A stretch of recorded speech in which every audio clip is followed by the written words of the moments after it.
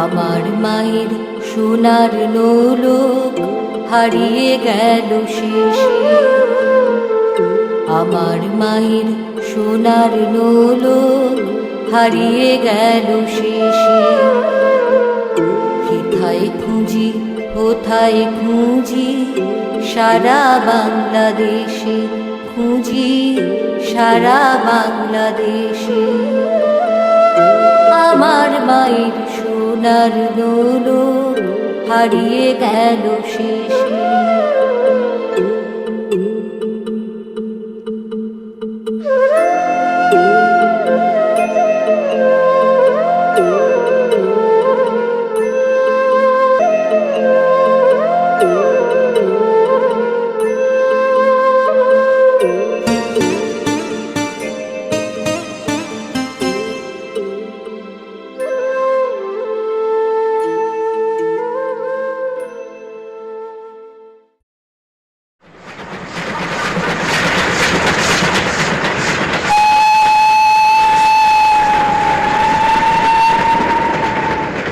গত শতাব্দীর 50 দশকের মাঝামাঝি এক শীতের সকালে ঢাকার তৎকালীন ফুলবাড়িয়া রেল স্টেশনে ট্রেন থেকে নামলেন সদ্য কৈশোরোত্তীর্ণ 18 বছরের এক যুবক।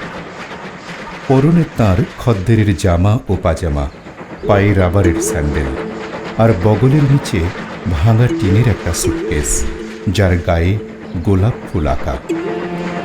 এক ঝলক তাকালেই বোঝা যায় নিতান্তই মফস্বলের এক যুবক। কোনো দুর্বিপাকের তাড়া খেয়ে এখানে এসে উঠেছে।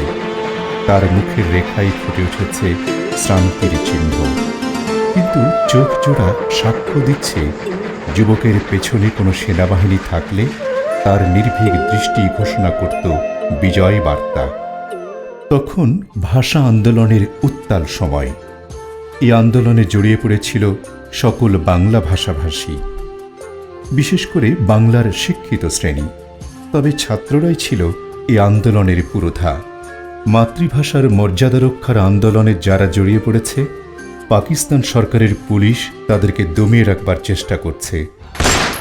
ফেব্রুয়ারির 21 তারিখ দুপুর বেলার ওয়াক্ত, বৃষ্টি নামে বৃষ্টি কোথায় বরকতের রক্ত। বিভিন্নভাবে মামলা দিয়ে তাদেরকে হয়রানি করার চেষ্টা করছে। যুবক তাদেরই একজন। যুবকের অপরাধ, তিনি একজন কবি। এবং ভাষা আন্দোলনের ঢেউ মফস্বল শহর ব্রাহ্মণবাড়িয়ায় আছড়ে পড়লে যুবক এতে নিজেকে জড়িয়ে নেন। ব্রাহ্মণবাড়িয়াতেও গঠিত হয়েছিল ভাষা কমিটি, এবং ভাষা কমিটির একটি লিফলেটে তার 4 লাইন কবিতা উদ্ধৃত করা হয়। আর সেই অপরাধে মীর আব্দুস শাকুর আল মাহমুদের ফেরার হয়ে 10ম শ্রেণীর ছাত্রাবস্থায় ঢাকায় আগমন এবং প্রাতিষ্ঠানিক শিক্ষার সমাপ্তি। ঠিক ওই সময় বাউন্নর ভাষা বিদ্রোহীদের ওপর গুলি চলে ঢাকায়, এবং এই খবরটা দ্রুত পৌঁছে যায় আমাদের মফস্বল শহর ব্রাহ্মণবাড়িয়া। এতে সবতে আমরা তখন ছাত্র, আমরা ব্রাহ্মণবাড়িয়া ভাষা একটা কমিটি করে আমরা রাস্তায় বেরিয়ে পড়ি। তখন একটা লিফলেট বেরিয়েছিল, তো আমার একটা 4 লাইনের একটা কবিতা ওই লিফলেটে ছেপে দেওয়া হয় আমার নাম সহ। এতে ব্রাহ্মণবাড়িয়ার যারা গোয়েন্দা বিভাগ তারা এই লিফলেট ছাড়লো, সেটা অনুসন্ধানের জন্য আমাকে পেয়ে যায়। তো এই সময় পুলিশ গিয়ে আমার বাড়ি তছনছ করে, কিছুই পায় না তারা।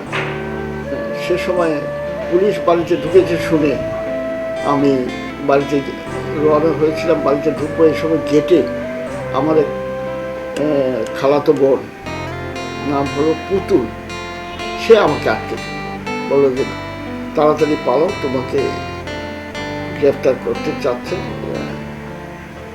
এই ধাক্কা দিয়ে সে সরিয়ে দিল আমাকে, এবং আমি বাড়িতে না ঢুকে সেই যে বেরিয়ে পড়লাম। আর তো ঘরে ফিরিনি, ফেরারি হয়ে গেলাম। সব চলে গেল স্কুল টিস্কুল শিক্ষা দীক্ষা পেছনে ফেলে আমি ফেরারি হয়ে ঘুরতে থাকলাম সারা বাংলাদেশ। সারা বাংলাদেশে এই আমার মায়ের ঘটনাটা একটা বিরাট ব্যাপার, আমার জীবনের মূল ঘুরে যায় সেই ঘটনা থেকে। বাংলাদেশে ঘুরতে ঘুরতে নানাভাবে খেয়ে না খেয়ে রাস্তাঘাটের থেকে প্রান্তরে ঘুমিয়ে থাকে, মানুষের বাড়ির আঙিনায় পড়ে থেকে, এইভাবে আমি বেশ কয়েক মাস কাটিয়ে দেওয়ার পর কোনো এক শুভ মুহূর্তে আমি ঢাকায় এসে পৌঁছি। ঢাকায় এসে আল মাহমুদ তার এক পূর্ব পরিচিতর মাধ্যমে পরিচিত হন রকুনুজ্জামান খান দাদাভাইয়ের সাথে। তারও পূর্বে ঢাকা এবং কলকাতার পত্রপত্রিকায় তার কয়েকটি কবিতা প্রকাশ হলে তিনি লেখালেখিকেই পেশা হিসেবে বেছে নেন। একবার এক শহুরে কাকের দলে মিশে গিয়েছিল গানের কোকিল পাখি, মনে ছিল তার কোনো মতে কোনো ছলে শেখা যায় যদি জীবিকার নানা ফাঁকি। তখন কিন্তু ঢাকা এবং কলকাতার বিভিন্ন কাগজে আমার কবিতা ছাপা হচ্ছে। হ্যাঁ, অন্তত নামটা আমার অনেকেই জানত। এইভাবেই আমি ঢাকায় এসে পৌঁছি। যেদিন ঢাকায় এসে পৌঁছি সেদিনই কাফেলা বলে একটা পত্রিকায় আমার জীবন বলে একটা গল্প ছাপা হয়। এই গল্প ছাপা হওয়ার পর আমি যখন কাফেলা অফিসে পৌঁছলাম, তখন আমাকে এই কাফেলা যিনি দেখতেন তখন আব্দুর রশিদ ওয়াসেকপুরি, তিনি আমাকে অভিনন্দন জানালেন এবং আরও গল্প আছে কিনা বা কবিতা আছে কিনা তিনি আমার কাছে চাইলেন। আমি কবিতা গল্প সব যাচ্ছিল তাকে দিলাম। এইভাবে আমি এসে ঢাকায় পৌঁছি এবং উঠি নবপুর রোডের বুড়ির হোটেল বলে একটা হোটেল ছিল, সেখানে লুৎফর রহমান বলে একজন লেখক, তিনি একসময় আমাদের বাড়িতে আমার দাদার ঘরে গৃহশিক্ষক ছিলেন, তার এখানে উঠি। চাল নাই, চোরা নাই, কোনো বিছানায় পত্র নাই, আর তার এখানে এসে উঠে যায়। বললেন যে আমি সব তার কাছে খুলে বলি যে আমি ঘরে ফিরতে পারবো না আর এসে, এবং তিনি আমাকে জায়গা দিলেন খুব অনুগ্রহ করে। এবং আমাকে তিনি যে পত্রিকায় তখন কাজ করতেন সেই পত্রিকাটার নাম ছিল দৈনিক মিল্লাত, কোর্ট হাউস স্ট্রিট থেকে বেরোত, সেই পত্রিকায় নিয়ে গেলেন। তখন এই পত্রিকার মালিক ছিল মোহন মিয়া। সেখানে নিয়ে গেল এবং আমার কপি হোল্ডার হিসেবে একটা কাজ জুটে গেল। 55 টাকা বেতন। সারাদিন আমি টই টই করে ঘুরে বেড়াতাম কবিতা টবিতা এসব নিয়ে, আর রাতে অফিসে যেতাম। রাত শেষ রাত পর্যন্ত কাজ করতে হতো, 3টা-4টা বেজে যেত, কখনো সকাল হয়ে যেত। এসে কয়েক ঘন্টা ঘুমিয়ে নিতাম, আবার বেরিয়ে যেতাম। এইভাবে সাহিত্যিক জীবন একটা অস্থির কবি জীবন আমার শুরু হয়। শুধু গান ছড়া বুদ্ধির নানা খেলা শিখবে সেই চালাক কাকের ভিড়ে, পার হয়ে মহানগরীর অবহেলা কণ্ঠ সাধবে প্রভাতের বুক চিরে। কিন্তু বাতাসে ফিরে এলো তার গান, জনজীবনের কোলাহলে ভয় পেয়ে ধুলোয় হাওয়ায় কেবলই যে অপমান, কাকের কলহ আকাশের মন্দিরে। আল মাহমুদকে আমি আগে থেকে ঢাকা থাকতেই চিনতাম। আল মাহমুদ তখন কবিতা টবিতা লিখে সবে সদ্য লিখতে শুরু করেছে, ঢাকায় এসছে নতুন, এবং ওমর আলী এবং আল মাহমুদের লেখাটা কলকাতার পত্রিকাতেও ছাপা হয়, এবং তারা খুব প্রমিজিং, ভবিষ্যতের সম্ভাবনাময় প্রতিশ্রুতিশীল কবি হিসাবে তাদের নাম আছে। আল মাহমুদের যখন জীবিকার প্রয়োজনে একটি চাকুরি অত্যাবশ্যকীয় হয়ে পড়ে, দাদাভাই তখন আল মাহমুদকে 1954 সালে দৈনিক মিল্লাতে চাকুরির ব্যবস্থা করে দেন। পরবর্তীতে তিনি নিজের চেষ্টায় সাপ্তাহিক কাফেলায় সহ সম্পাদক পদের দায়িত্ব গ্রহণ করেন। এরপর দৈনিক ইত্তেফাকে যোগ দেন। কত স্বাধীনতার পূর্ব পর্যন্ত তিনি দৈনিক ইত্তেফাকে মফস্বল বিভাগে বিভাগীয় সম্পাদকের দায়িত্ব পালন করেছেন। এরপর আসে ১৯৭১ সাল, বাংলাদেশের জন্ম যন্ত্রণার বছর। এবারে সংগ্রাম আমাদের মুক্তির সংগ্রাম, এবারে সংগ্রাম স্বাধীনতার সংগ্রাম। মহান স্বাধীনতা যুদ্ধ শুরু হলে যে স্বল্প সংখ্যক কবি রণাঙ্গনের প্রত্যক্ষ যুদ্ধে অংশগ্রহণ করেছিলেন, আল মাহমুদ ছিলেন তাদের মধ্যে অন্যতম। কারণ আমাদের বক্তব্যটা হচ্ছে আল মাহমুদ মুক্তিযুদ্ধে তার অবদান, মুক্তিযুদ্ধে একজন অবদান, একজন কবির। আমি মনে করি যে কবির অবদান হচ্ছে তার লেখার শক্তি, তার লেখা দিয়েছে তিনি যে যা করেছেন। মুক্তিযুদ্ধে উনি কতটা যুদ্ধ করলেন, উনি তার যুদ্ধক্ষেত্রে যুদ্ধ করেননি, কিন্তু মুক্তিযুদ্ধের যে সরকার ছিল সেই সরকারের কাজ করেছিলেন, এবং সেখানে আমি মনে করি একজন কবির বড় দায়িত্ব উনি পালন করেছেন। একজন কবির আসল যুদ্ধক্ষেত্র তার লেখার টেবিল, তার যুদ্ধক্ষেত্র। তো সেইখানে আল মাহমুদ নিশ্চয়ই অবদান করেছে, কারণ পৃথিবীর সাহিত্যে দেখা গেছে স্প্যানিশ সিভিল ওয়ার, গৃহযুদ্ধ যখন হয়েছিল তখনও শিল্পী সাহিত্যিকরা সব গেছে এবং যে যুদ্ধক্ষেত্রে যুদ্ধ করেছে। তো আমাদের এখানে যে অবস্থা করেছিল পাকিস্তানিরা, নরঘাতকরা, তারা যে অত্যাচার শুরু করেছিল, তো মা বোন আহাজারি চতুর্দিকে, সেই সময় একজন কবির যে অবদান থাকা উচিত তিনি করেছেন। আল মাহমুদের মতো একজন কবি, তিনি যে সেই সময় যে বিচক্ষণতার সঙ্গে উনি ওনার দায়িত্ব পালন করেছেন, এটা অনেক বড়। দীর্ঘ ৯ মাস রক্তক্ষয়ী যুদ্ধের পর এক সাগর রক্তের বিনিময়ে আসে স্বাধীনতা। ১৯৭১ সালের ১৬ ডিসেম্বর তিনি বিজয়ীর বেশে প্রবেশ করেন ঢাকায়। স্বাধীনতা যুদ্ধের পর ১৯৭২ সালে দৈনিক গণকণ্ঠ নামের একটি পত্রিকার সম্পাদনার দায়িত্ব হাতে তুলে নেন। ৭১ পরবর্তী বাংলাদেশের অস্থির রাজনীতি, দুর্ভিক্ষ, সর্বহারা আন্দোলন ও রক্ষী বাহিনী ইত্যাকার পরিস্থিতিতে দেশ যখন বিপর্যস্ত, তখন গণকণ্ঠের নিঃশঙ্ক সাংবাদিকতা এদেশের পাঠক সমাজের কাছে ব্যাপকভাবে সমর্থিত হয়। বাংলাদেশে কবি, শিল্প, সাহিত্য, সংস্কৃতি, কৃষ্টি এই জগৎ নিয়ে আলোচনা করতে গেলে এই দেশকে নিয়ে যারা লেখেন, কবিতা লেখেন, সাহিত্য চর্চা করেন, যাদের কলা, তার মধ্যে উল্লেখযোগ্য যদি নাম আলোচনা করতে হয় তাহলে কবি আল মাহমুদ অবশ্যই প্রথম সারিতে যে কয়জন আসবে তার মধ্যে তার সোনালী কাবি, পানকড়ি, রক্ত উল্লেখযোগ্য। মানে সেই মুহূর্তের সাহিত্য অঙ্গনে, শিল্প সাহিত্যের অঙ্গনে অত্যন্ত আলোচিত বিষয়ের মধ্যে রচনা বা প্রকাশনা, তার মধ্যে বিশেষ অনির্ধারণ করা সম্ভব। মাহমুদ ভাইয়ের সাথে আমার পরিচয়টা ঘটিয়েছেন মূলত যিনি আজকে বেছে নেই, প্রয়াত ডক্টর আফতাবউদ্দিন, যিনি জাতীয় বিশ্ববিদ্যালয়ের উপাচার্য ছিলেন। বিশেষ করে আল মাহমুদের সংবাদ প্রকাশের স্টাইল ও সাহসী সম্পাদকীয় দেশবাসীর হৃদয় স্পর্শ করে। বিপরীত দিকে পত্রিকাটি পরিণত হয় শাসক গোষ্ঠীর চক্ষুশূলে। ফলশ্রুতিতে ১৯৭৩ সালে তিনি কারাবরণ করেন। তার আটক অবস্থায় সরকার দৈনিকটিও বন্ধ করে দেয়।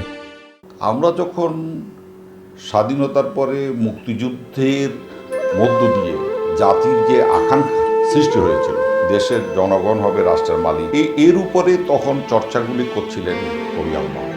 তো আমরা যখন একটা পত্রিকা বের করব, সংবাদপত্র প্রকাশ করব, আমাদের সাথে তখন কিন্তু তৎকালীন দলীয় সরকারের সাথে আমাদের মতপার্থক্য শুরু হয়ে গেছে। এক ধরনের মানে বিদ্রোহী ছাত্র যুবক যারা, কৃষক শ্রমিক যারা মুক্তিযুদ্ধের মাঠ থেকে কাদা মাটি গায়ে নিয়ে, রক্ত নিয়ে যারা ফিরে এসেছে, পঙ্গু অবস্থায় অনেকে বেঁচে আছেন, সে অবস্থায় এই বিদ্রোহের বহিঃপ্রকাশ কবি আল মাহমুদের মধ্যে দিয়ে দেখা গেল। মাহমুদ ভাইয়ের সাথে আমি এবং দাদা হিসাবে পরিচিত সিরাজুল আলম খান, যিনি মুক্তিযুদ্ধের নিউক্লিয়াস বা ৬২ সন থেকে সশস্ত্র স্বাধীন বাংলাদেশ একটা যুদ্ধোন্নতি অর্জন করার জন্য কাজ করছিলেন এবং আমাদেরকে সেই কাজের সাথে সম্পৃক্ত করেছেন। তো এই মাহমুদ ভাইয়ের সাথে আফতাব, আমি, মাহমুদ ভাই, আমরা চারজন একসাথে বসে আলোচনা করেন যে মাহমুদ ভাই, আমরা মনে করি এই মুহূর্তে আমরা যে কাজটা করতে চাই আপনি আমাদেরকে সাহায্য করতে পারেন। তো মাহমুদ ভাই বলল যে আমি তো কবিতা লিখি, কবি মানুষ, আপনারা পত্রিকা প্রকাশ করবেন, সেখানে রাষ্ট্রের আক্রোশ আছে, সরকারের আক্রোশ আছে, এর মধ্যখান দিয়ে আমার দ্বারা যদি আপনাদের কাজে সামান্যতম সহযোগিতা হয় আমার কোনো আপত্তি নেই। আমরা সামান্যতম না, আপনাকে অনেক বেশি গুরুদায়িত্ব নিতে হবে, অনেক ঝুঁকি নিতে হবে, আপনাকে এমনকি মৃত্যুর মুখোমুখি দাঁড়াতে হতে পারে। তো বলে যে আমি কবি মানুষ, আমার কিছুই নেই, আমার লেখনী ছাড়া, হাত ছাড়া, কলম ছাড়া আমার মৃত্যুর কোনো ভয় নেই।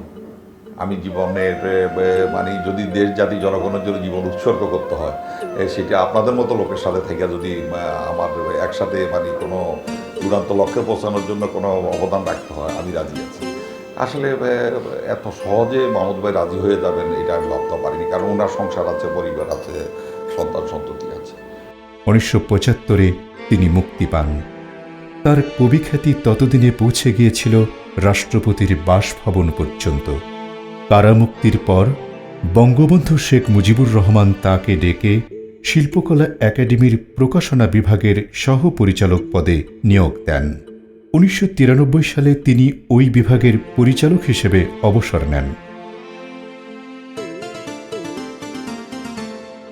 চাকুরি থেকে অবসর নিয়ে তিনি আবার ফিরে যান সাংবাদিকতা পেশায়।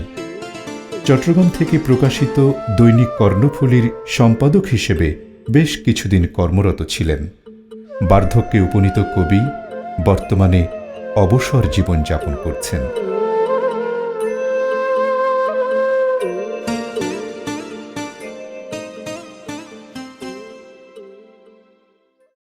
আল মাহমুদ জন্মেছিলেন 1936 সালের 11 জুলাই এক বর্ষণমুখর রাতে।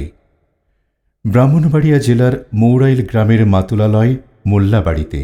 আমার পরিবার মূলত ব্যবসায়ী পরিবার। আমার আব্বা ছিলেন বস্ত্র ব্যবসায়ী, দোকানপাট ছিল তার আনন্দবাজার, জগৎ বাজার, ব্রাহ্মণবাড়িয়া শহরের দুটি এই বাজারে আমার আব্বা ব্যবসা বাণিজ্য করতেন। তাদের সাথে সবচেয়ে বেশি যোগাযোগ ছিল কলকাতা শহরে, কারণ কলকাতা শহর থেকে মাল কিনতে যেতে হতো। এইরকম একটা ব্যবসায়ী পরিবারে আমার জন্ম হয়। যদিও আমাদের পরিবার একটু রক্ষণশীল ছিল বলা যায়, কিন্তু আমার নিজের এই পরিবারে আমার নিজের যেটা অংশ, সেটা তারা যেহেতু কলকাতার সাথে তাদের সম্পর্ক ছিল, একটু উদার হৃদয় ছিল। আমার আব্বা প্রথম জীবনে গান বাজনা করতেন, তার শখ ছিল, হারমোনিয়াম বাজিয়ে গাইতেন। তো এইরকম একটা পরিবেশে শিশুকালে আমি লালিত পালিত হয়েছি। আমাদের বাড়িতে তখনও কলকাতার মোহাম্মদী, সৌগাত এইসব পত্রপত্রিকা আসতো। তারা বাংলা ভাষার সম্বন্ধে, যদিও আমাদের বাড়িতে আরবি ফার্সির চর্চাই ছিল বেশি।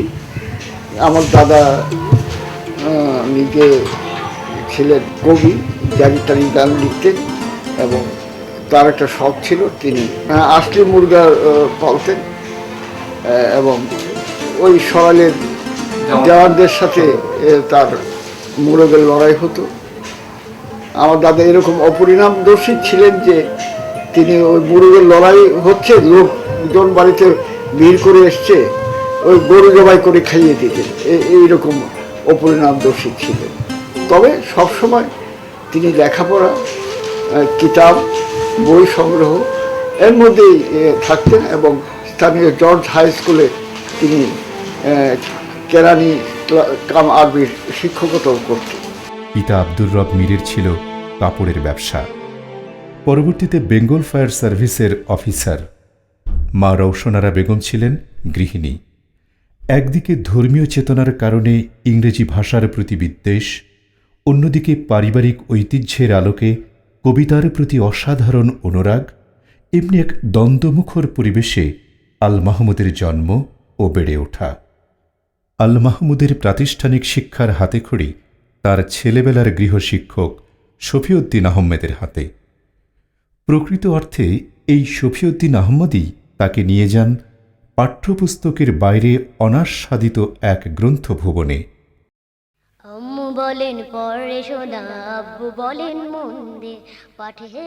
সেই খুব ছোটবেলায় যখন তিনি স্কুলের চৌকাঠ মারাননি, এমনকি ঠিকমতো পড়তেও পারেন না, বানান করে করে সবেমাত্র পড়তে শিখছেন, তখনই শফিউদ্দিন আহমদ তাকে রাত জেগে জেগে পড়ে শোনাতেন ঠাকুরমার ঝুলি।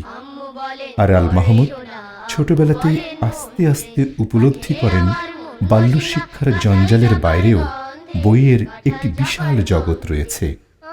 এই উপলব্ধি পরবর্তীতে তাকে বানিয়েছে কবি, ভাবুক, পাখির মতো বন্য। ফলে প্রাইমারি স্কুলের গণ্ডি পেরোনের আগেই শিখে ফেলেছিলেন স্কুল পালানো।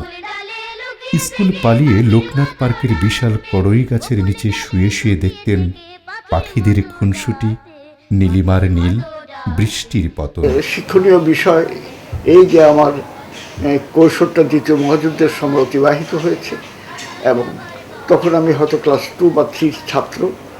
আমি এটা পর্যবেক্ষণ করতাম এবং আমার খুব স্মরণ আছে। এই সময়ে আমার সাথে ঘটনাক্রমে সেখানে একটা পাঠাগার ছিল ব্রাউনবাড়িয়ায়, নাম ছিল লালমোহন স্মৃতি পাঠাগার। এটা তৎকালীন কমিউনিস্ট পার্টির দ্বারা পরিচালিত হতো। এটা তো আমার জানা ছিল না, যাই হোক পরে জানতে পেরেছি যে ওটা কমিউনিস্ট পার্টির দ্বারা পরিচালিত হতো। ওই লাইব্রেরির যিনি পরিচালনা করতেন তিনি ছিলেন কানু ঘোষ বলে এক ভদ্রলোক। তিনি কমিউনিস্ট পার্টির মেম্বার ছিলেন। তো সেখানে থেকে বই টই সংগ্রহ করতাম এবং পড়তে শুরু করতাম। আমার যে সামাজিক কাঠামো যেটা আমি পেয়েছিলাম জন্মগতভাবে, সেটা আস্তে আস্তে নড়ে উঠতে থাকলো। কারণ আমি এমন বিষয় পড়তে শুরু করলাম, যেমন ছোটদের অর্থনীতি, ছোটদের রাজনীতি, তারপরে মানুষের বিবর্তন ধারা, ইতিহাসের ধারা আর কি। এই ধরনের বইপত্র পড়ে আমার মধ্যে একটা বৈপ্লবিক পরিবর্তন সৃষ্টি হয়, এবং এই পরিবর্তনটা আমার জীবনকে একদম নাড়িয়ে দেয়। আমি যে একসময় কবিতা লিখব বা কবি হব, এই বাসনাটা আমার মধ্যে জাগ্রত হয় এই লালমোহন স্মৃতি পাঠাগারের সংস্পর্শে এসে। তিরিশোত্তর বাংলা কবিতায় আল মাহমুদ একটি বিশিষ্ট স্থান অধিকার করে আছেন। ঢাকা আগমনের পূর্বেই তার কবিতা প্রকাশিত হয়েছিল কলকাতার সাহিত্য, চতুষ্কোণ, চতুরঙ্গ, ময়ূখ ও কৃত্তিবাসে। সেই সুবাদে ঢাকা ও কলকাতার পাঠকদের কাছে তার নাম সুপরিচিত হয়ে ওঠে। কবি আল মাহমুদের কবি জীবনের সবচেয়ে গুরুত্বপূর্ণ ঘটনা হচ্ছে একটি চিঠি। কলকাতার রাসবিহারী অ্যাভিনিউর কবিতা ভবনের স্মৃতিচিহ্ন আঁকা সাদা পোস্টকার্ডটির প্রেরক ছিলেন কবিতা পত্রিকার সম্পাদক কবি বুদ্ধদেব বসু। আমি লিখতাম সত্যযুগ পত্রিকায়। তখন সত্যযুগ পত্রিকার সাহিত্য এবং শিশু নির্দিষ্ট সেসব ম্যাগাজিনগুলো দেখতেন শ্রী গৌরকিশোর ঘোষ মহাশয়।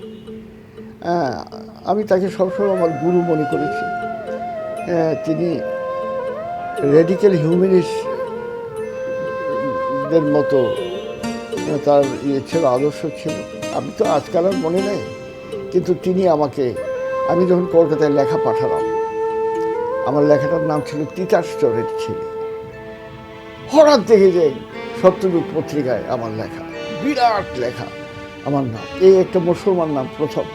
হয়তো সত্যযুগ পত্রিকায় আমি ছাড়া আর কোনো মুসলমান লেখকই ছিল। এটা ডালমিয়াদের পত্রিকা ছিল। লাইনো টাইপে ছাপা হতো, লাইনো টাইপে। আর তখন কোনো পত্রিকা ছাপা হতো কিনা আমার জানা নেই। সত্যেন মজুমদার সম্পাদক ছিলেন। তখন বাংলা ভাষার সাংবাদিকতায় তিনি ছিলেন সবচেয়ে সর্বাগ্রগণ্য ব্যক্তি বাঙালি সাংবাদিক হিসেবে। তিনি এটা সম্পাদনা করতেন। আমি লেখা শুরু করি। আমার যাকে বলে প্রকাশনা ভাগ্য আল্লাহ সবসময় আমার জন্য উন্মুক্ত করে রেখেছিলেন। আমি যেখানে লেখা পাঠিয়েছি সেখানে যত্নের সাথে আমার লেখা ছাপা হয়েছে। এভাবে একদিন আমি কিছু কবিতা বুদ্ধদেব বসুর কবিতা পত্রিকায় পাঠাই। 3টি কবিতা পাঠিয়েছিলাম, এটা ঢাকা থেকে অবশ্য। ঢাকা তখন এসে গেছে। বুদ্ধদেব বসু একটা চিঠি লিখেছিলেন আমাকে, প্রিয় বর্ষ না পৃথিভাজন এসো, তোমার 1টি বা 2টি কবিতা ছাপা যাবে মনে হচ্ছে। বুদ্ধদেব বসু। এই চিঠিটা বহুদিন আমি রেখেছিলাম, আজকাল আর খুঁজে পাই না।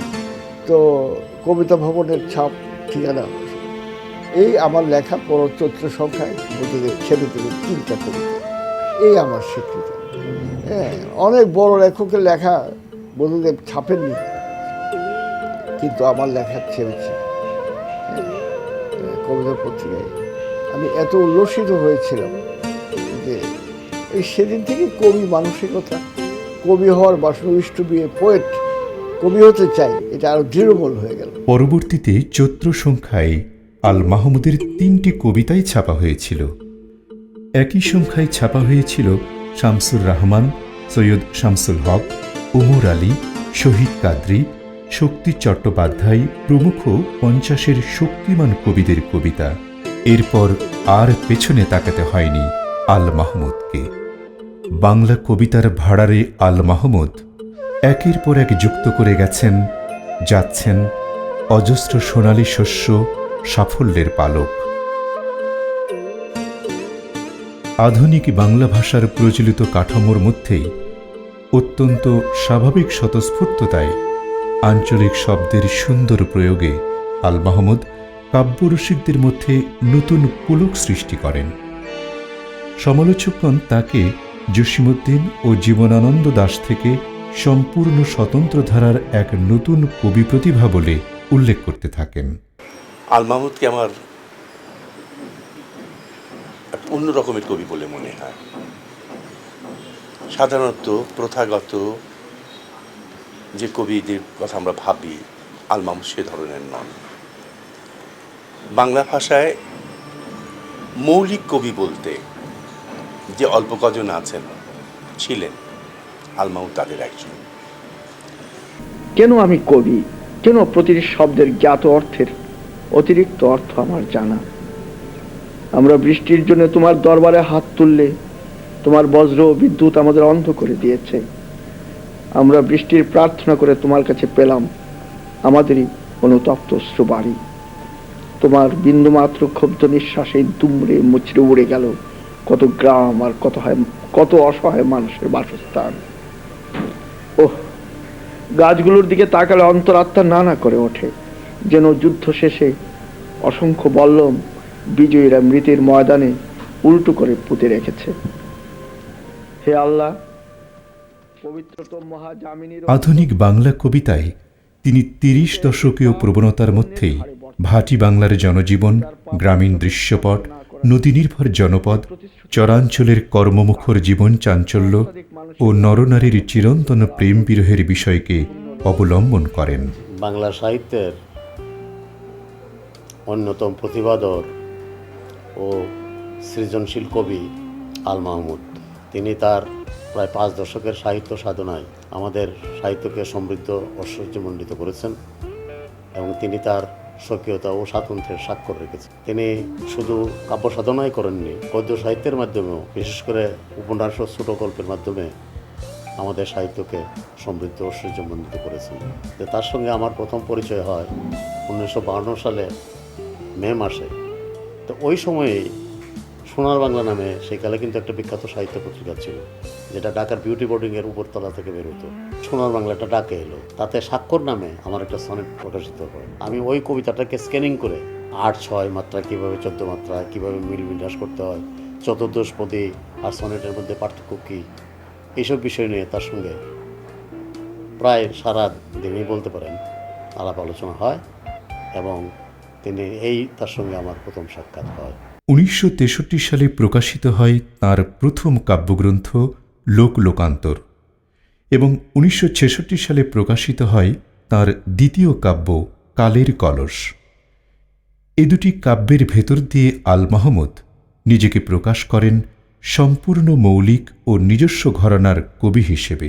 তার যখন প্রথম কাব্যগ্রন্থ বেরোয় লোকান্তর, এই বইটি আমাকে যখন তিনি উপহার দেন, তখন তিনি লিখেছিলেন, মোহাম্মদ মাহফুজুল্লাহ শ্রদ্ধাভাজন ইস্যু।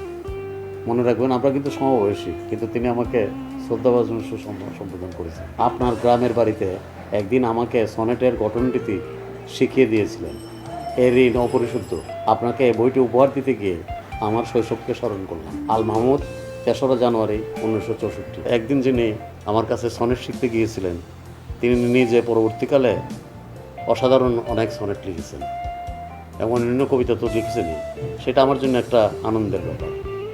তার কবি জীবনের একটি স্মরণীয় ঘটনা হচ্ছে তার প্রথম গ্রন্থ লোকান্তরের প্রকাশ। এদেশের প্রকাশকরা সেই সময় তরুণ কবিদের কবিতার বই প্রকাশ করতে অনিচ্ছুক ছিলেন। তখন কয়েকজন তরুণ কবি ও সাংবাদিক নিজেদের পকেট থেকে চাঁদা দিয়ে কপোতাক্ষ নামে একটি প্রকাশনা সংস্থা গঠন করে তার প্রথম গ্রন্থ লোকান্তর প্রকাশ করেছিলেন। এটি ছিল একজন কবির জীবনে অনেক বড় প্রাপ্তি। প্রিয় শিক্ষার্থীবৃন্দ, আজ আমরা আলোচনা করব আল মাহমুদ রচিত লোকান্তর কবিতাটি নিয়ে। এই কবিতাটি যদি আমরা অর্থ চিন্তা করি তাহলে দেখবে লোক বোঝানো হয়েছে ইহলোককে, আর লোকান্তর বোঝানো হয়েছে পরলোককে। ইহলোকের যে পরের লোকটা, সেই লোককে। এই কবিতাটি মূলত কবির আত্মপরিচয়মূলক কবিতা।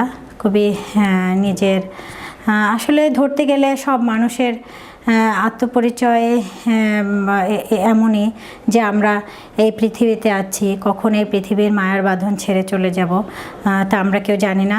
কবি আসলে নিজের পরিচয় দিতে গিয়ে তার আত্মপরিচয় মূলক কবিতা এখানে লোকান্তর।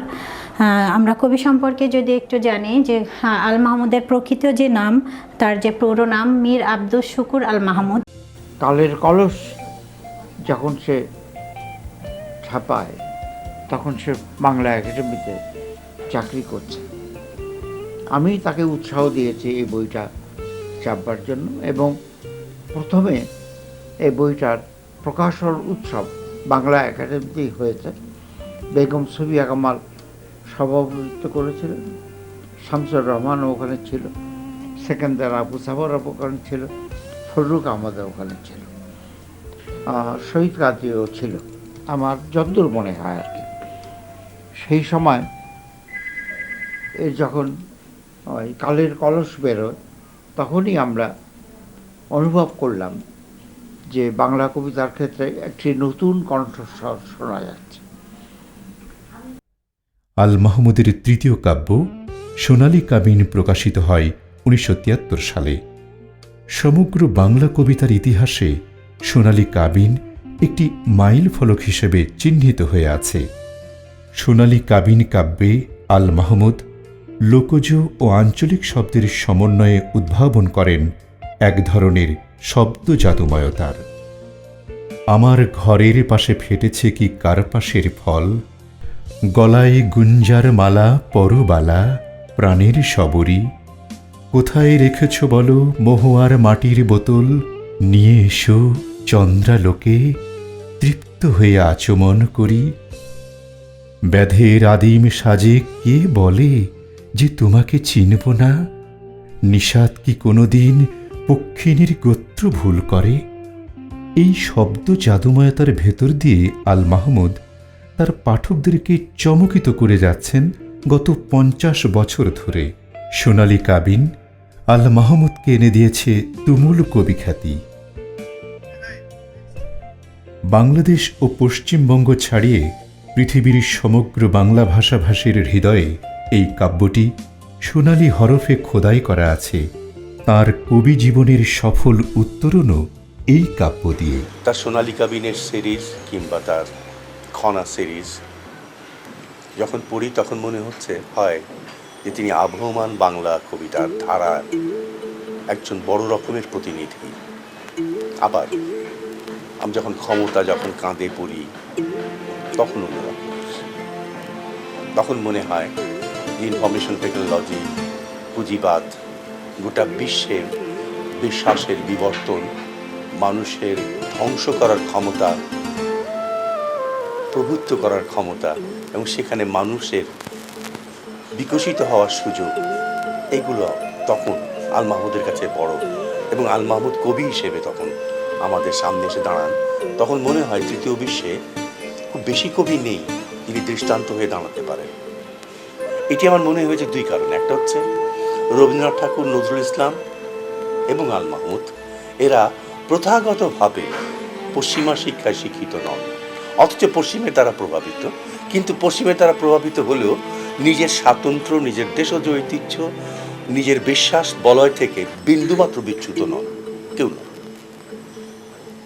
এবং নজরুলের মধ্যে বৈপরীত্যের পরিমাণটা একটু বেশি পাওয়া যাবে। একই সঙ্গে যিনি নাত লেখেন, হাম লেখেন, কীর্তন লেখেন, শ্যামা সঙ্গীত লেখেন, এবং একই সঙ্গে যে রাজনৈতিক বিদ্রোহ করেন, এবং একই সঙ্গে যিনি বলতে পারেন ফুল নেব না অশ্রু নেব, আল মাহমুদের মধ্যে একই জিনিস। বাংলা বাংলা কি আমার নিদিতা মায়ের নাম, আমার নিদিতা মায়ের নাম ইতস্তত উচ্চারিত হলো। বৃষ্টির দোহাই বিবি, ধান বন্য তিল বন্য ধানের দোহাই। ভাবা যায় 1000 বছরের ঐতিহ্যকে আল মাহমুদ এইভাবে নিয়ে এসছেন। এবং এই আল মাহমুদই ফরুক আহমদের মতো না, নজরুলের মতো না, একটা আধুনিক মুসলমানের মতো, যিনি তার বিশ্বাসের কথাটা বলেন, কিন্তু যিনি বিজ্ঞান এবং প্রযুক্তিকে বাদ দিয়ে চলতে চান না। আল মাহমুদের এই বৈপরীত্যগুলো আমাদের সমাজের বৈপরীত্যের একটি অংশ, আমাদের চিন্তা চেতনারই অংশ। তার বিদ্রোহ ওখানে, তিনি মুক্তিযুদ্ধে যখন যান, কিংবা যখন বাংলাদেশ স্বাধীন হওয়ার পর যখন তিনি গণকণ্ঠ বের করতে যান এবং তিনি যখন শিকার হন, ওই একই ব্যাপার। সেখানে তিনি সাহসী, এবং যখন এই ইসলামী চিন্তাধারা বা জামাতপন্থী চিন্তাধারা, আমি তাকে জামাতি বলছি না কিন্তু ইসলামী বলছে, ভাবনাধারা যখন এরা হাত কাটে পা কাটে, এরা যখন দলবদ্ধভাবে শেষ করছে, তখন তিনি সৌরভের কাছে পরাজিত, এই সমস্ত লিখছেন। এবং শুধু কবি, আমি তার গাল্পিক, ঔপন্যাসিক, সম্পাদক না, এগুলো না, আমি কবি হিসেবেই বললাম। 1000 বছরের ঐতিহ্য টি.এস. এলিয়টকে অথবা অডিনকে বা ইয়েটসকে যদি আমরা স্কটল্যান্ডের আইরিশদের বিশ্বাসের বলয়ের থেকে নিয়ে আসি, তাহলে রবীন্দ্রনাথকে যদি আমরা বলি যে আমাদের বাউল কীর্তনাঙ্গের প্রতিনিধি, তার আল মাহমুদকে বলতে হবে। আমাদের পুঁথি সোনাভান থেকে শুরু করে, আমাদের সেই রবীন্দ্রনাথ থেকে শুরু করে, আমাদের শাহনামা থেকে শুরু করে, ইউলিসিস থেকে শুরু করে, তিতাসের এই ধারার, বেগনার এই ধারার কবি। আম্মু বলেন পরে শোনা, আব্বু বলেন, আম্মা বলেন পরের শোনা, আব্বা বলেন মন দে, পাঠে আমার মন বসে না কাঁঠাল চাপার গন্ধে। আমার কেবল ইচ্ছে জাগে নদীর কাছে থাকতে, বকুল ডালে লুকিয়ে থেকে পাখির মতো ডাকতে। এরপর আল মাহমুদের কবিতা একটি ভিন্ন বাঁক নেয়, মায়াবী পর্দা দুলে ওঠোর ভেতর দিয়ে। মূলত আল মাহমুদের আদর্শগত চেতনারও পরিবর্তন হয় এ সময়। মায়াবী পর্দা দুলে ওঠোতে তিনি মোহামেডানিজম বা ইসলামের প্রতি গভীরভাবে অনুরক্ত হয়ে পড়েন। সেই চেতনারই বহিঃপ্রকাশ ঘটে এই কাব্যে। পরবর্তীতে প্রহরান্তের পাশফেরা, আরব্য রজনীর রাজহাঁস, বখতিয়ারের ঘোড়া প্রভৃতি কাব্যেও তিনি এই চেতনার বহিঃপ্রকাশ ঘটান। তাঁর আরেকটি উল্লেখযোগ্য কাব্য দ্বিতীয় ভাঙ্গন। এই কাব্যে কবি আরও একবার নিজেকে পরিবর্তন করেছেন, ভেঙেছেন। এ পর্যন্ত তার প্রকাশিত কাব্যগ্রন্থের সংখ্যা 30-এর অধিক। কখন যে কোন মেয়ে বলেছিল হেসে, নাবিক তোমার হৃদয় আমাকে দাও, জলদস্যুর জাহাজে যেও না ভেসে, নুন ভরা দেহে আমাকে জড়িয়ে নাও। জল ছেড়ে এসো প্রবালেই ঘর বাঁধি, মাটির গন্ধ একবার ভালোবেসে। জল ছেড়ে এসো মাটিতেই নীড় বাঁধি, মুক্ত কুড়োতে যেও না সুদূরে ভেসে। সে তো বলেছিল নীল পোশাকটি ছাড়ো, দু চোখে তোমার সাগরের ফেনা মাখা। আকাশের রং হৃদয়ে কি এত গাঢ়, গাংচিল মন ঢেউয়ে ঢেউয়ে মেলে পাখা। তখন আমাকে বলল দুলিয়ে শাখা, দূর পাহাড়ের অতিকায় এক পাম। গাংচিল মন বন্ধ করো না পাখা, ওদের হৃদয়ে কখনো এঁকো না নাম। স্বপ্নের মতো মেয়েটিকে বলি শোনো, ঢেউয়ে ভেসে গিয়ে নামবো অথই তলে। কেন মিছেমিছি তটের বালুকা গোনো, নেমে এসো সাথে মানিক কুড়োবো জলে। মেঘ হৃদয়ে সাগরের সুরজাল, জীবন কেটেছে কত তাই ফোন ঝড়ে। জলদস্যুরা করবে যে গালাগাল, জন্ম নিয়েছি জলদস্যুর ঘরে। কবিতার পাশাপাশি কথা সাহিত্যে আল মাহমুদের আবির্ভাব এদেশের গদ্য সাহিত্যের ইতিহাসে একটি যুগান্তকারী ঘটনা হিসেবে বিবেচিত হয়। অবশ্য তার সাহিত্য জীবন শুরুই হয়েছিল গল্প দিয়ে। 1954 সালে কলকাতা থেকে প্রকাশিত দৈনিক সত্যযুগ পত্রিকায় প্রথম গল্প প্রকাশিত হয়। তারপর দীর্ঘদিন গল্প লেখায় বিরতি। 1971 সালের মুক্তিযুদ্ধের অব্যবহিত পরবর্তীকালে দৈনিক গণকণ্ঠ সম্পাদনার সময় তিনি বেশ কিছু গল্প লিখেছিলেন। গল্পগুলো প্রকাশিত হলে সবাই এক বাক্যে স্বীকার করে নেন তিনি আমাদের শ্রেষ্ঠ কবি নন, অন্যতম গল্পকারও। এ সময় বিভিন্ন পত্রপত্রিকায় তার পানকৌড়ির রক্ত, কালো নৌকা, জলবেশ্যা প্রভৃতি গল্পগুলি প্রকাশ পায়। এই নেই রাজ্যে আছে শুধু গরু চালানের চালানি ব্যবসা, আছে রসুন আর মাছের আড়ত, আর এসব ঘিরে বসা এই মরণপুরের হাট, যেখানে সন্ধে নামতে না নামতেই হাটের ঘাটে এসে ভিড়ে কালো কালো ছোট ছোট নৌকোয় ছায়া শরীর। আমরা হইলাম গো ব্যাদনি সাপের সাথ। 1975-এ তার প্রথম ছোট গল্পের সংকলন পানকৌড়ির রক্ত প্রকাশিত হয় এবং বিপুল পাঠকপ্রিয়তা পায়। আল মাহমুদ গল্প লিখেছেন ধীরে সুস্থে। খ্যাতি ও প্রশংসা গল্প রচনার ক্ষেত্রে তাঁকে টলাতে পারেনি। তিনি এ পর্যন্ত যে কয়টি গল্প লিখেছেন সবই পরিকল্পিত ও সুচিন্তিত, গল্প হিসেবে সার্থকও বটে। পানকৌড়ির রক্তর পর তিনি সৌরভের কাছে পরাজিত, গন্ধবণিক, ময়ূরীর মুখসহ প্রায় 10টি গল্পগ্রন্থ লিখেছেন। শুধু গল্প নয়, তার সাধুগদ্যের ভেতর দিয়ে তিনি আমাদেরকে বেশ কিছু উপন্যাসও উপহার দিয়েছেন। মুক্তিযুদ্ধের পটভূমিকায় লেখা তার উপন্যাস কাবিলের বন ও উপমহাদেশ উপন্যাস দুটি বাংলা উপন্যাস সাহিত্যকে শুধু ঋদ্ধই করেনি, সংযোজনও করেছে ভিন্ন মাত্রা। এছাড়া আল মাহমুদ তার উপন্যাসের ভেতর দিয়ে ফ্রয়েডীয় যৌন চেতনাকে দিয়েছেন শিল্পরূপ। আল মাহমুদের উপন্যাসের সংখ্যাও 20-এর অধিক। প্রকৃত অর্থে তাঁর প্রকাশিত গ্রন্থের সংখ্যা শতাধিক। স্বীকৃতি হিসেবে বাংলা একাডেমি 21 পদকসহ পেয়েছেন অসংখ্য পুরস্কার। কবিতার ডালপালায় চড়ে বেড়াতে ভালোবাসেন আল মাহমুদ। কবিতার শব্দরাজি আহরণের জন্য তিনি ডুব সাঁতার দিয়েছেন বাংলাদেশের নদ নদীতে। শব্দের সন্ধানে ছুটে বেরিয়েছেন লোক থেকে লোকান্তরে।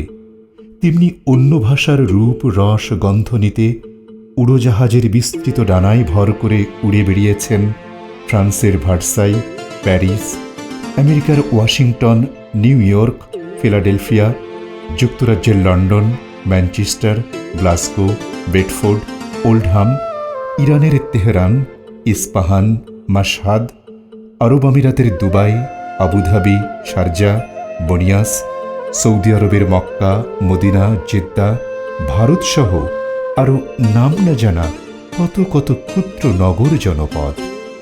এই ভ্রমণ, অর্জন, মনন, অভিজ্ঞতা এইসবের সমন্বয়ে আল মাহমুদ বাংলা কবিতাকে পূর্ণ করে তুলেছেন কানায় কানায়।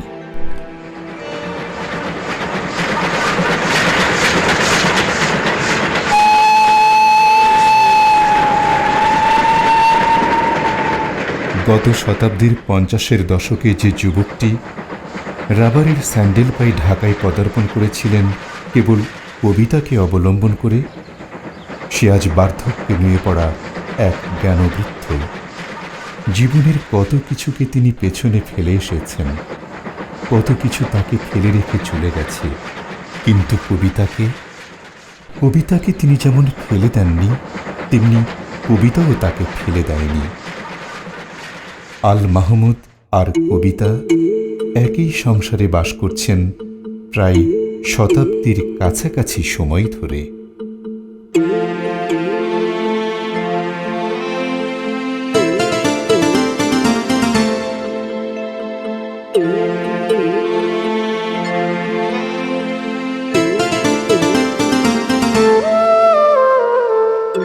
আমার মায়ের সোনার নোলক হারিয়ে গেল শেষে, আমার মায়ের সোনার নোলক হারিয়ে গেল শেষে। হেথায় খুঁজি কোথায় খুঁজি সারা বাংলাদেশে, খুঁজি সারা বাংলাদেশে। আমার মায়ের সোনার নোলক হারিয়ে গেল শেষে।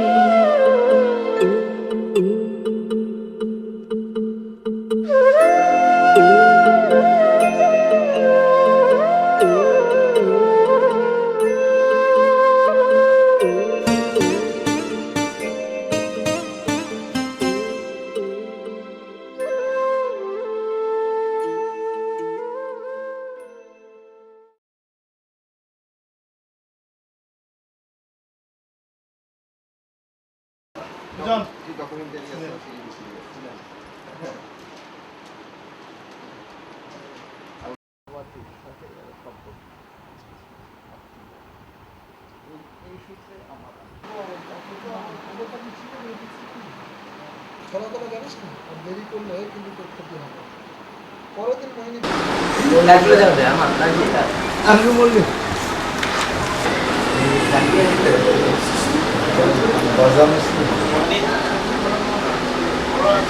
এই যে নতুন বর সাথে যে অবস্থা আর কি, নতুন বর সাথে মতো অবস্থা হয়েছে এখন। এটা নতুন আমাকে সেভাবে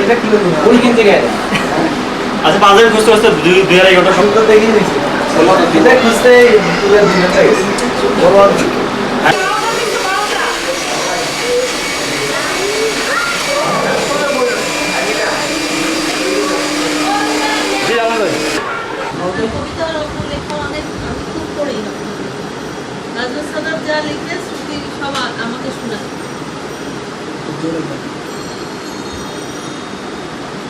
ম্লান হেসে ছাপিণ্ড দিল না উত্তর।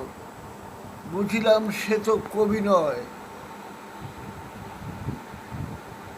আরুরও বনিতা বসে আছে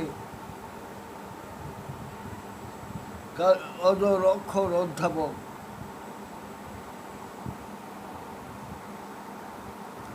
বেতন 1000 টাকা মাসে, আর 1000 দেড়েক পাওয়া যায় মৃত সব কবিদের মাংস কৃমি খুঁটি।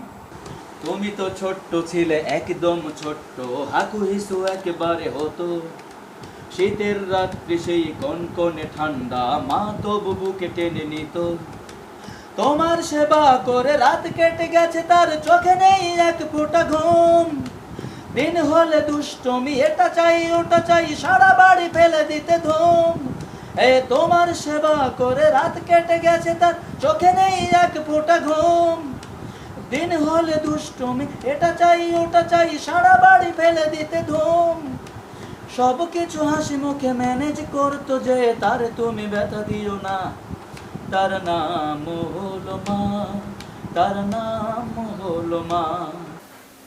হাঁটতে হাঁটতে চলেছি যে পথে, পথ কি চিনি, হোঁচট খেয়েছি দাঁড়িয়ে দেখেছি কত বিকিকিনি।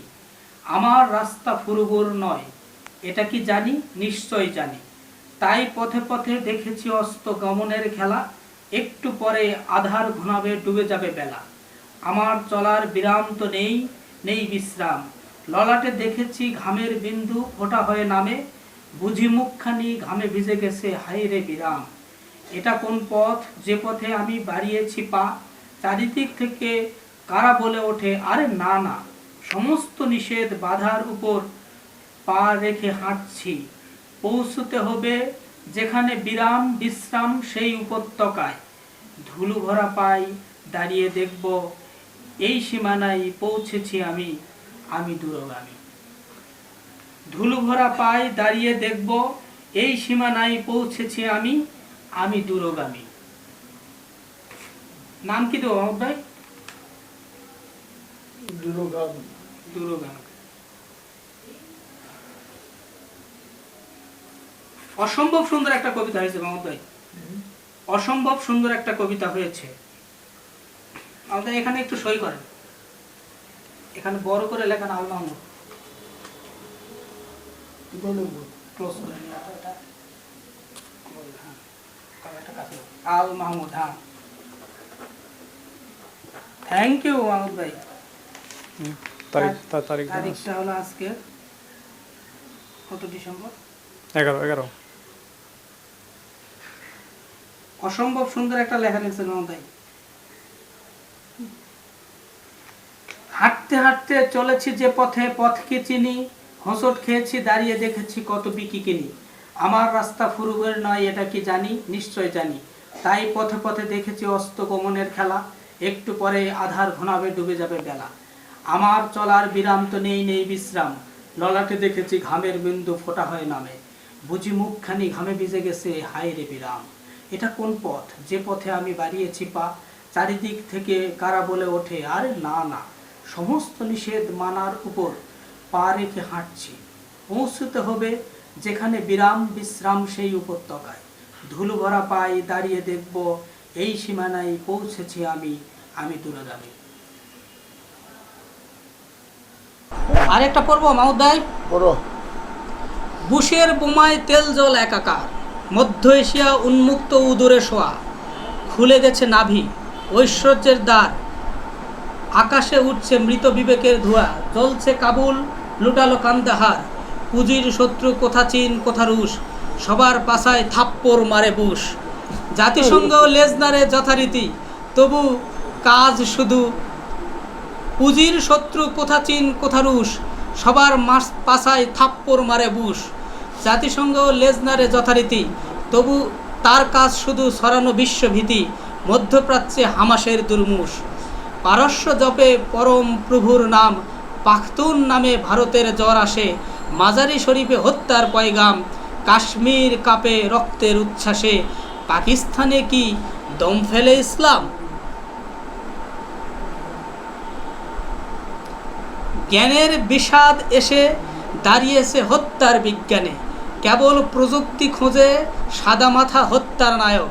সিদ্ধহস্ত খুনিদের নব্যতর বিশ্বের বিধানে এক ঠ্যাঙে বসে আছে জাতিসংঘ বিবেকের বক।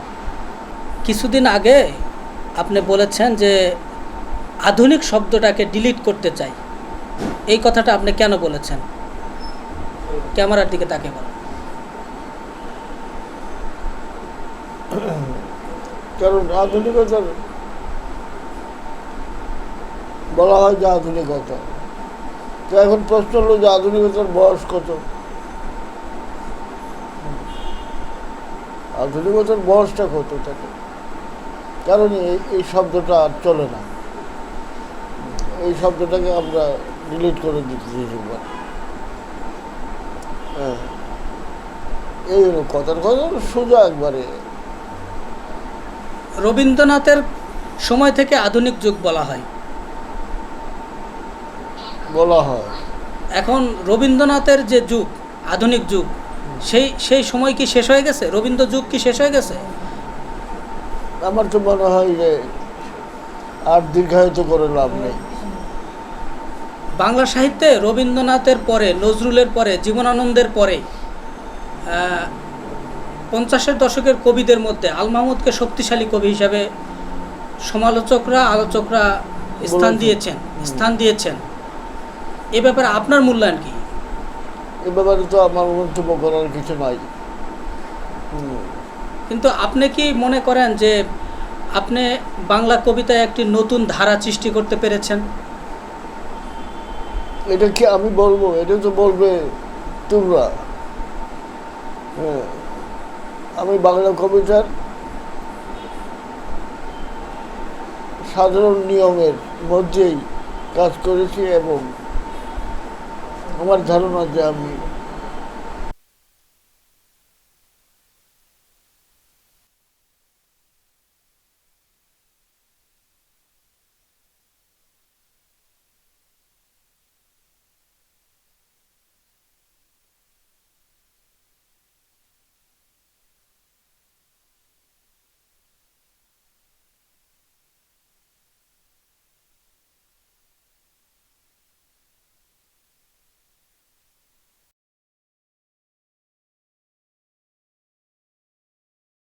আমার কবিতার নাম কদর রাত্রির প্রার্থনা। হে আল্লাহ, হে সমস্ত উদয় দিগন্ত অস্তাচলগামী আলোক রশ্মির মালিক, আজকের এই পবিত্র মহাজামিনীর সব রকম বরকত আমাকে দাও। আমাকে দাও সে উত্তেজক মুহূর্তের স্বর্গীয় পুলক, যাতে একটি সামান্য গুহার প্রস্তরীভূত শিলাসহ কেঁপে উঠেছিলেন মহানবী মুহাম্মদ সাল্লাল্লাহু আলাইহি সাল্লাম। না, আমি তো পড়তে পারছি না এই অন্ধকারের অন্তঃস্থলে বিদ্যুতের ঝলকানি কোন অক্ষর আর ইঙ্গিতময় বাণী ক্রমাগত লিখে যাচ্ছে। শুধু আমার মাতৃভূমিকে পেঁচিয়ে আবর্তিত হচ্ছে এক কুটির অন্ধকার। অন্ধকার যেন শয়তানের নিঃশ্বাসের উষ্ণ কালো ধোঁয়ার আবর্তিত কুণ্ডলী, আর বহুস্তর অন্ধকারের উপর চাবুকের দাগের মতো ঝলসে উঠছে অক্ষরের পর অক্ষর, ইঙ্গিতময় বাক্যের পর বাক্য। আমি পড়তে না পারলেও শব্দের তড়িৎ গুঞ্জনের নিগড় তত্ত্ব আমি জানি আমার চোখ ও হৃদয়কে তুমি সৌন্দর্যের জালকে চুবিয়ে কেন নির্মাণ করেছিলে। কেন আমি কবি, কেন প্রতিটি শব্দের জ্ঞাত অর্থের অতিরিক্ত অর্থ আমার জানা। আমরা বৃষ্টির জন্য তোমার দরবারে হাত তুললে তোমার বজ্র ও বিদ্যুৎ আমাদের অন্ধ করে দিয়েছে। আমরা বৃষ্টির প্রার্থনা করে তোমার কাছে পেলাম আমাদেরই অনুতপ্ত অশ্রুবাড়ি। তোমার বিন্দুমাত্র ক্ষুব্ধ নিঃশ্বাসে দুমড়ে মুচড়ে উড়ে গেল কত গ্রাম আর কত অসহায় মানুষের বাসস্থান। ওহ, গাছগুলোর দিকে তাকালে অন্তরাত্মা নানা করে ওঠে, যেন যুদ্ধ শেষে অসংখ্য বল্লম বিজয়ীরা মৃতের ময়দানে উল্টো করে পুঁতে রেখেছে। হে আল্লাহ, পবিত্রতম মহাজামিনীর অধিপতি, তুমি তো একের পাপ অন্যের ঘাড়ে বর্তাও না। পিতার পাপ পুত্রকে স্পর্শ না করার হে প্রতিশ্রুতি দানকারী, দেখো সহস্রাধিক মানুষের লাশ নিয়ে আমরা পবিত্র কোরআন নজরুলের পুণ্য রজনীতে এখন সিজারত। আমাদের রাজরাজরাদের পাপে তুমি যেন আমাদের ধ্বংস করে দিও না। কেন এক প্রাচীন তৌহিদবাদী জনগোষ্ঠীর স্বাধীনতার রজ্জু তুমি পরাক্রান্ত পত্তলিকদের হাতে তুলে দিতে চাও? আমরা কি বংশানুক্রমে তোমার দাস নই? আমরা তোমার নামের কোনো জেহাদেই অতীতে পৃষ্ঠ প্রদর্শন করিনি? তোমার অনুগ্রহ থাকলে আমাদের সিজদারত সন্ততিরাও রক্ত ও বারুদের সমাধুনি শেষ পর্যন্ত বেছে নেবে। এই পুণ্য রজনীতে আমাদের আবরিত স্ত্রী ও কন্যাদের সমস্ত গুনাহ প্রভু মাফ করে দাও। হে অনুকম্পার মহান অধিপতি, এই মহানগরীর ভদ্রবেশী ব্যবসা, লম্পট, হিরোইন সেবী ও ছিনতাইকারীর প্রাত্যহিক পাপের দেনায় আমরা এমনিতেই অতিষ্ঠ। এর সাথে যোগ দিয়েছে বিশ্ববিদ্যালয়ের মহান পণ্ডিতেরা। শিক্ষার প্রতিটি প্রাঙ্গণ কিশোর হত্যার মহাপাপ এখন রক্তাক্ত, পঙ্কি। প্রকৃত পাপীদের বিনাশ ত্বরান্বিত করতে তুমি কি বাংলাদেশের প্রতিটি বিদ্যাপীঠকে বিরান করে ফেলবে? এমনিতেই গ্রামে গ্রামে ধসে পড়া স্কুল বাড়িগুলোর ভেতর থেকে শেয়াল আর পেঁচার ডাকে প্রাইমারি স্কুলের আবু মাস্টারের ঘুম নেই। তার উপর তারই একমাত্র শহরে পড়ুয়া মেয়েটির গলার চেন ও হাতের বালা জগন্নাথ হলের পাশের রাস্তা থেকে ছিনতাই হলো। বুকের উপর ছুরি রেখে খুলে দে হারামজাদি, চুপ। আমরা তো চুপ করে আছি, তবু হে পরওয়ারদিগার, জানতে সাত জাগে ঢাকা বিশ্ববিদ্যালয় কি ডাকাতদের গ্রাম? বাল্যে যেমন কোনো গায়ের পাশ দিয়ে নাও বেয়ে ফিরতে গেলে মুরব্বীরা বলতেন পথে যেও না, অমুকটা হলো ডাকাতের গ্রাম। প্রভু, ডাকাত, ছিনতাইকারী, পণ্ডিত, ব্যবসাদের হাত থেকে তুমি কি ইলমকে রক্ষা করবে না? রাব্বি জিদনি ইলমা, প্রভু আমাদের জ্ঞান দান করো।